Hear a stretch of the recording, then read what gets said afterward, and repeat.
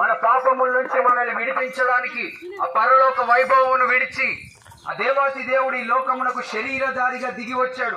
ఎందుకు అంటే మనుషులకు ఉన్న సమస్య పాపము, పాపం వలన వచ్చే జీతము మరణము, మరణము తర్వాత నరకము తప్పించబడ్డానికి దేవుడు మనల్ని ఎంతగానో ప్రేమించి ఈ లోకమునకు దిగి వచ్చాడు. ఆయన మార్గమై ఉన్నాడు, ఆయన సత్యమై ఉన్నాడు, ఆయన జీవమై ఉన్నాడు. ఆ యేసు ప్రభు తెలియపరిచాడు, నా యందు విశ్వాసం ఉంచువారు మరణించినా బ్రతుకుదురని ఆయన చెప్పాడు. హల్లెలూయా.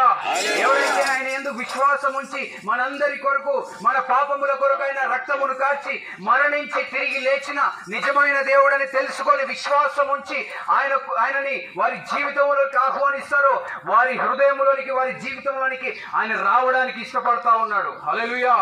ప్రియమైన ప్రజలారా, ఈ మాటలు వింటున్న నీ జీవితంలో యేసు ప్రభువును నువ్వు ఆహ్వానించగలిగితే దేవుడు నిన్ను రక్షించడానికి ఇష్టపడతా ఉన్నాడు. నీ జీవితమును మార్చి నేను ఉన్నతమైన స్థితిలో నిలబెట్టడానికి ఇష్టపడతా ఉన్నాడు. పరలోక రాజ్యములో నీకు స్థానం ఇవ్వడానికి ఇష్టపడతా ఉన్నాడు. ఆ నిత్య నరకము, ఆ శిక్షను తప్పించబడ్డానికి నువ్వు ఇష్టపడినట్లయితే నీ హృదయములోనికి దేవుణ్ణి ఆహ్వానించడానికి ఇష్టపడు. యేసు ప్రభు గురించి తెలుసుకోవడానికి నువ్వు ఇష్టపడు. హల్లెలూయా, హల్లెలూయా. దేవుడు మనల్ని రక్షించబోతా ఉన్నాడు. హల్లెలూయా. ఈ మాటలు వింటున్న నీ జీవితంలో దేవుని కార్యము జరుగునుగాక.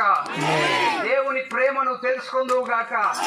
దేవుడు మనల్ని ఎంతగానో ప్రేమించి ఆయన రక్తమును కార్చిన ప్రేమమయుడు, ఆయన మన కొరకు ప్రాణం పెట్టిన సజీవుడైన దేవుడని నువ్వు తెలుసుకుందువుగాక. హల్లెలూయా. చిన్న ప్రార్థన చేసుకుందాం. అందరం కూడా ప్రార్థన చేద్దాం. స్తోత్రం, స్తోత్రం, స్తోత్రం, స్తోత్రం. యేసయ్యా నీకే వందనాలయ్యా.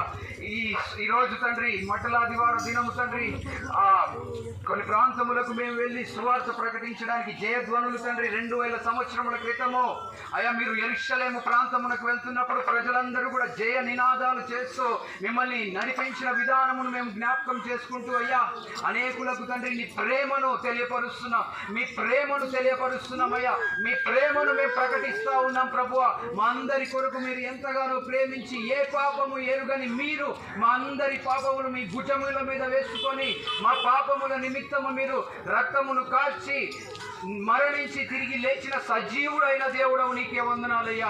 మరణపు ముళ్ళను విరిచిన దేవుడవు నీకే స్తోత్రములయ్యా. నీ యందు విశ్వాసం ఉంచినట్లుగా సహాయం ఇచ్చేయండి. ఎవరైతే ఈ మాటలు వింటున్నారో తండ్రి సత్యము తెలుసుకునేలాగున సహాయం ఇచ్చేయండి. నీ వాక్యము తెలియపరుస్తుంది, సత్యమును మీరు ఎరుగుదురు, సత్యము మిమ్ములను స్వతంత్రులుగా చేస్తుంది.